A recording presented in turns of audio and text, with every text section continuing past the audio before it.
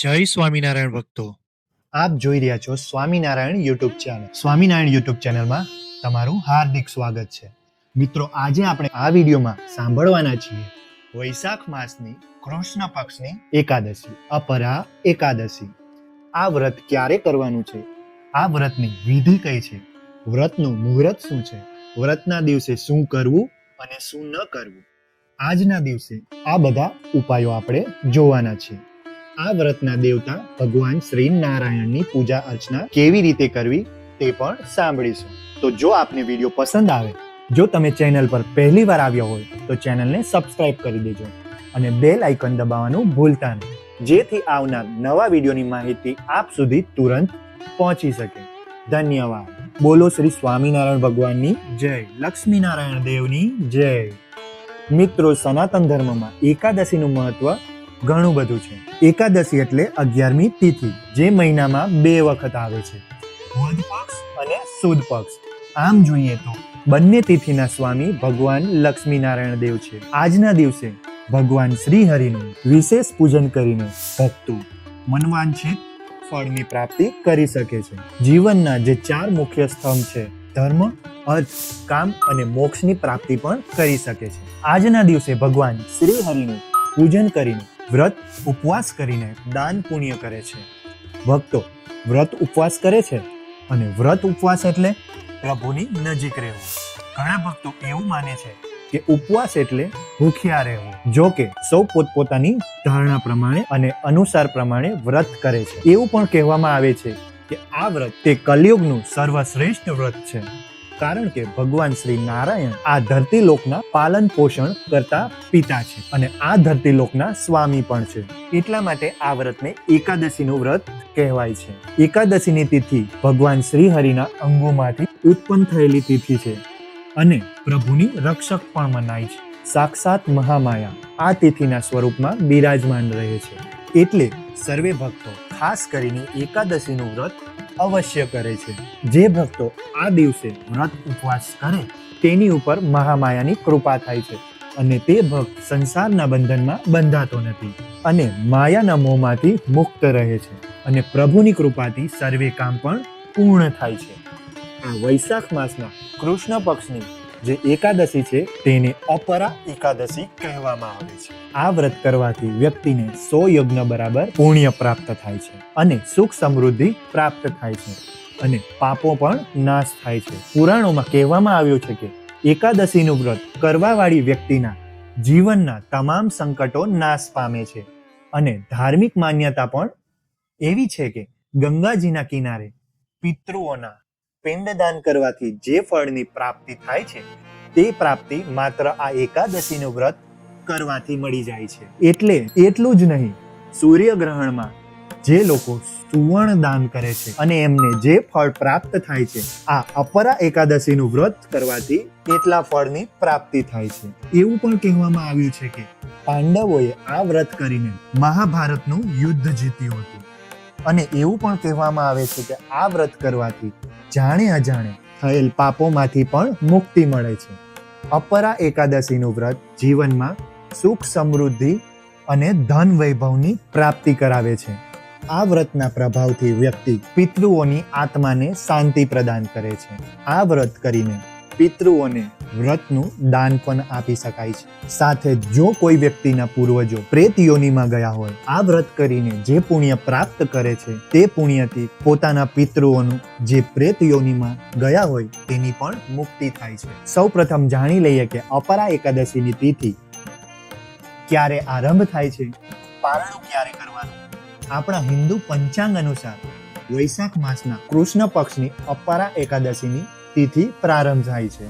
આ એકાદશીના પારણા સવારે 5 વાગ્યાથી 8 વાગ્યા સુધીમાં કરી લેવાના હોય છે. પારણા અર્થાત વ્રતનું સમાપન. તેના વિશે પણ આપણે જાણીશું. તે પહેલા આપણે જાણી લઈએ કે આ એકાદશીના દિવસે પૂજન વિધિ કેવી રીતે કરવી, કે જે ભક્તો એકાદશીનું વ્રત રાખવા માંગે છે કે નથી રાખવા માંગતા તેઓ પણ ભગવાન શ્રી હરિના નારાયણનું પૂજન કરી શકે છે. વ્રત ન રાખી શકાય તો પ્રભુના દર્શન પણ કરી શકાય, દાન પુણ્ય પણ કરી શકાય છે. જેટલું સામર્થ્ય આપણા શરીરનું અને મનનું હોય એ પ્રમાણેના ભાવથી ભક્તિ અને વ્રત કરવું જોઈએ.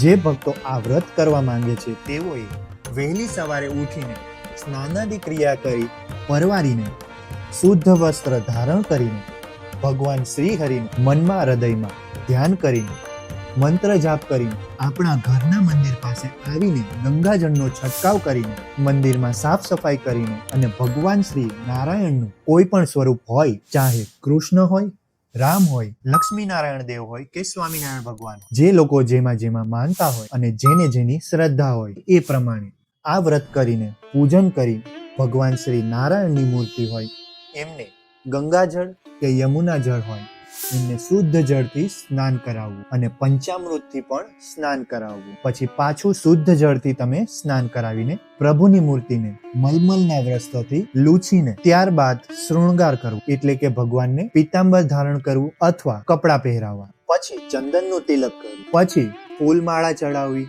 અને ભગવાનની સામે શુદ્ધ ઘીનો દીવો કરવો. અત્યારે માર્કેટમાં ઘણા નકલી ઘી પણ મળતા હોય છે, એટલે જ કહેવામાં આવ્યું છે કે શુદ્ધ ઘીનો દીવો કરવો. પછી ધૂપ કરવી, આરતી કરવી અને લાલ પીળા પુષ્પ હોય તો પ્રભુને ચડાવ તથા તાજા ફળો અને મિષ્ટાનનો ભોગ પ્રભુને સમર્પિત કરવો અને સૂકા મેવાનો ભોગ પણ કરી શકાય. અને જો આ પણ ન કરી શકાય તો ભગવાનની સામે દૂધ, માખણ, મિશ્રી તથા આદિ સમર્પિત પણ કરી શકાય. પ્રભુને ભોગ ધરાવ્યા પછી મંત્ર જાપ કરવો, જેનાથી બધા પાપ નષ્ટ થાય છે. વિધિપૂર્વક વિષ્ણુ ચાલીસાનો પાઠ કરી શકાય અથવા બધા પોતપોતાના ઈષ્ટદેવનો પણ પાઠ કરી શકે છે. ગીતાજીનો પાઠ પણ કરી શકાય છે, જેમાં ગજેન્દ્ર મોક્ષનો પાઠ કરવો એ ઉત્તમ માનવામાં આવે છે. પિતૃદેવની કૃપા પણ પ્રાપ્ત થાય છે. આજના દિવસે અપરા એકાદશીની વ્રતની કથા અવશ્ય સાંભળવી જોઈએ અને તુલસી માતાજીની પૂજા કરીને માતાજીની સામે દીપ પ્રગટ કરવો જોઈએ અને તુલસી માતાને લાલ ચુંદડી પણ સમર્પિત કરી શકાય